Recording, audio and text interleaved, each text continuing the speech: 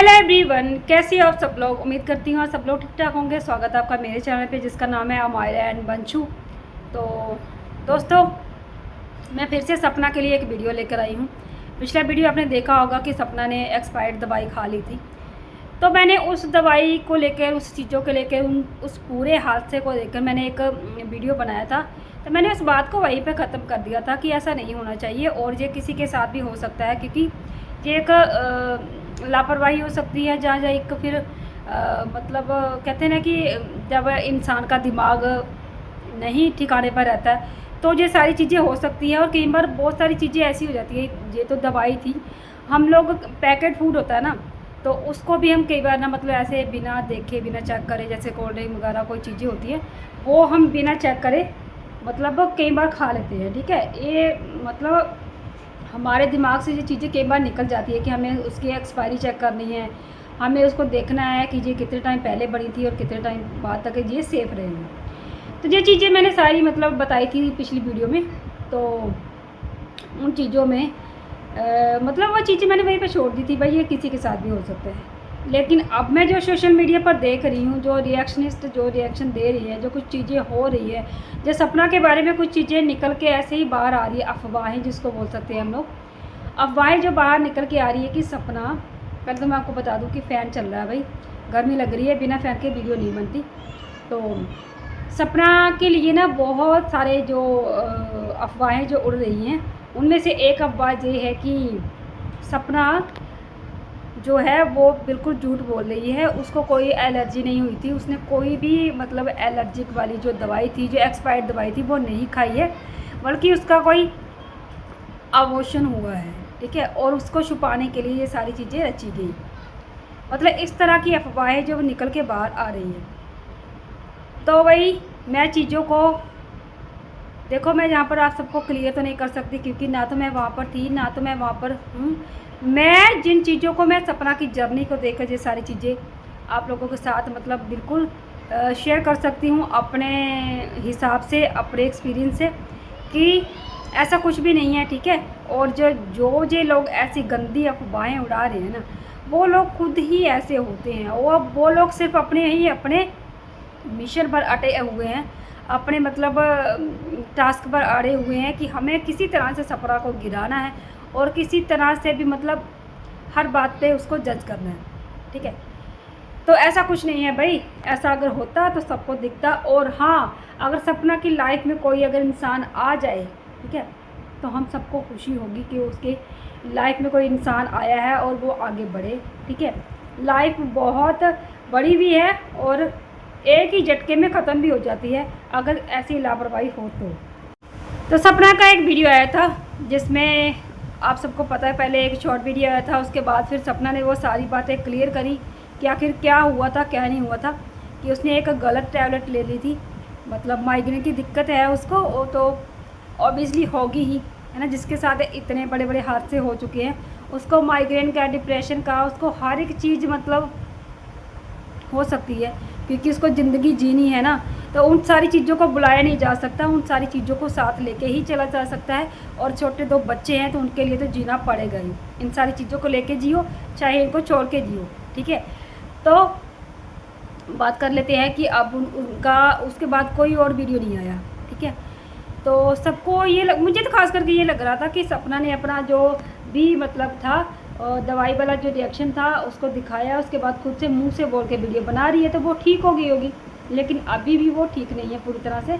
और अभी मैंने उसकी एक और जो वीडियो देखा, मतलब शॉर्ट वीडियो, जिसमें वो उसका पूरा परिवार हॉस्पिटल में है और डॉक्टर उसका ट्रीटमेंट कर रहे हैं। उसके माथे पर पता नहीं कौन सी मशीन लगाई है, मैं नहीं जानती उसका क्या नाम है। तो उसका ना जो भी है मतलब ट्रीटमेंट वो अभी भी चल रहा है। ठीक है, तो इस चीज़ को देखकर लगा कि अभी भी सपना बिल्कुल भी ठीक नहीं है और उसकी ज़िम्मेदार, उसका जो इस हालत का ज़िम्मेदार कौन है भाई। ठीक है, एलर्जी होना या सारी चीज़ें होना, ये तो एक मतलब हो सकता है ना स्वाभाविक से कि चलो किसी के साथ भी ऐसा हादसा हो सकता है। लेकिन क्या आपको नहीं लगता कि इन सारी चीज़ों में कहते हैं ना कि एक गुस्सा, एक मतलब एक जो कहते हैं ना कि जलन, मैं बोलूँ जलन, गुस्सा, जलन, जो भी चीज़ें हैं उसको साइड रख के सारी चीज़ों को बुलाकर सबसे पहले हम उस आदमी को देखना चाहिए, चाहे वो अपना दुश्मन ही क्यों ना हो, तो उस मतलब सारी चीज़ों को बुलाकर पहले उसके बारे में सोचना चाहिए। लेकिन जहाँ पे ऐसा कुछ भी नहीं हुआ। मैं बात कर रही हूँ शिवपुरी वालों की, सपना के सास ससुर की और उस छोटी बच्ची की। कि वैसे तो वो कहती है कि मैं मेरे भैया, मेरे आशू भैया, मेरे मोनू भैया, मेरे ये वो राजवीर भैया और सूरज भैया दोनों को बड़ा कहती है। कभी उनकी बर्थडे होता था, जब कभी उनकी डेथ एनिवर्सरी होती थी, कुछ भी होती तो एक बढ़िया बड़ी पोस्ट चिपका देना और उसके ऊपर उस दिन वीडियो बनाना और बहुत सारी चीज़ें ला के दिखाना कि मैं अपने दोनों भाइयों से बहुत प्यार करती हूँ और अपनी उन मतलब उसके बाद मैं मतलब माँ बाप की जिम्मेदारी निभा रही हूँ। ठीक है, जहाँ पर आप लोगों को ये नहीं लगता कि उस जिम्मेदारी में, अगर ठीक है मैं मानती हूँ कि जिस घर के 2 लड़के गए हैं, जिस औरत के मतलब जिस बहन के 2 भाई गए हैं, उसको बहुत ज़्यादा दुख है। और उस जगह पर वही लड़की जो बहन है वो अपने माँ बाप को संभाल रही है। ये वो चीज़ें बाहरों बोली इस चीज़ों को कि वो लड़की कहाँ से आई, कहाँ की है, कहाँ की नहीं है। ठीक है, लेकिन उस जिम्मेदारी में क्या सिर्फ माँ बाप ही आते हैं? उसमें वो भाभी नहीं आती, उसमें वो छोटी बच्चियाँ नहीं आती। ठीक है, अगर उन माँ बाप के बच्चे गए हैं, 2 लड़के गए हैं, उसके बाद उनको किसी की ज़रूरत है, तो वो लड़की जो छोटी जीजी, जो छोटी बच्ची उनका सहारा बन रही है। तो उन सारी चीज़ों में उन दोनों भाइयों की जिम्मेदारी, क्या उनकी पत्नी नहीं थी, क्या उनकी बच्चियां नहीं थी? तो क्या उस छोटी बच्ची को उन जिम्मेदारियों को लेकर क्या सपना का हालचाल पूछने वहाँ नहीं जाना चाहिए? या फिर उन छोटी बच्चियों को नहीं पूछना चाहिए कि वो अभी इस टाइम पे कहाँ हैं, क्या कर रही हैं और कैसे रह रही हैं अपनी माँ के बिना? ठीक है, वैसे तो उसका परिवार पूरा है, सारा परिवार उसके साथ है, लेकिन आप लोगों का नहीं बनता कि जैसे कि आप सब राजवीर और सूरज को बार बार लेके कि मैं आप उनकी जगह लूँगी। छोटी बच्ची की बात करी मैं उनकी जगह लूँगी, मैं उनकी जिम्मेदारी निभाऊंगी, मैं ही अब आपका बेटा हूँ, मैं ही अभी आपकी बेटी हूँ। तो वो चीज़ों को लेकर क्या आपकी जिम्मेदारी सपना के प्रति नहीं बनती है? ठीक है, और इस टाइम पे खासकर सारी चीज़ों को, सारे मनमुटाव को मिटा कर, बुला कर उस इंसान को देखना चाहिए जिसकी जान पर बनाई है। ठीक है, और आपको बता दूं ऐसा कुछ भी नहीं दिखाई दे रहा उस तरफ, तो ऐसा कुछ भी दिखाई नहीं दे रहा। वो उल्टा तो शॉपिंगें चल रही है वहाँ पर और शादियों की तैयारी हो रही है वहाँ पर, ऐसा कुछ चल रहा है। ठीक है, तो जहाँ पर आप लोग ही समझ सकते हैं कि सपना ने, ठीक है, उनका मतलब इस टाइम पे आप देखो, मतलब माता पिता का जो सास ससुर है और उस छोटी बच्ची का ईगो कितना बड़ा है। ईगो कितना बड़ा, सबके अंदर ईगो होता है, सबके अंदर कहते ना वो भावना होती है कि नहीं हम किसी के नीचे क्यों आए, हम किसी के लिए क्यों झुके, जबकि हमारे घर पे सब कुछ है, खाने पीने को सब सुविधा है। ठीक है, जब हमें किसी की ज़रूरत ही नहीं तो फिर हम किसी के आगे क्यों जाएं, है ना? लेकिन सपना ने अपने आप को कितनी बार झुकाकर उस छोटी बच्ची से भी माफ़ी मांगी, जबकि छोटी बच्ची से माफ़ी मांगना बनता नहीं था, फिर भी उसने माफ़ी मांगी। उन सास ससुर से भी मतलब जितनी बार जाती है उनके पाँव छूती है, उनको पूरी इज्जत से मतलब उनका सम्मान करती है। तो वहाँ पर क्या उन सास ससुर का, ठीक है, उन सास ससुर का कोई फ़र्ज़ नहीं बनता कि वो एक कहते ना कि जब माफ़ी मांग ली है, जब सारे रिश्तों को एक साइड से सुधारने की कोशिश की जा रही है, तो दूसरी साइड से, ठीक है, आपने माफ़ नहीं किया क्योंकि ठीक है आपको लगता है कि बहुत बड़ी गलतियाँ थी तो नहीं किया जा सकता था, ऐसा आपको डर है कि कल को दोबारा से ऐसी चीज़ें हो सकती है मेरे साथ, मेरे पति के साथ, तो दोबारा से गलत से गलत इल्ज़ाम हमारे ऊपर लग सकते हैं। लेकिन इस टाइम पर क्या आपका नहीं बनता कि आपको सारी चीज़ों को बुलाकर इंसानियत ज़िंदा रखनी चाहिए कि कभी आज नहीं तो कभी ना कभी तो आपके साथ उसका एक अच्छा रिलेशन था, सपना का उस घर से अच्छा रिलेशन था, रिलेशन तो अभी भी है, वो रिलेशन कभी टूट नहीं सकता।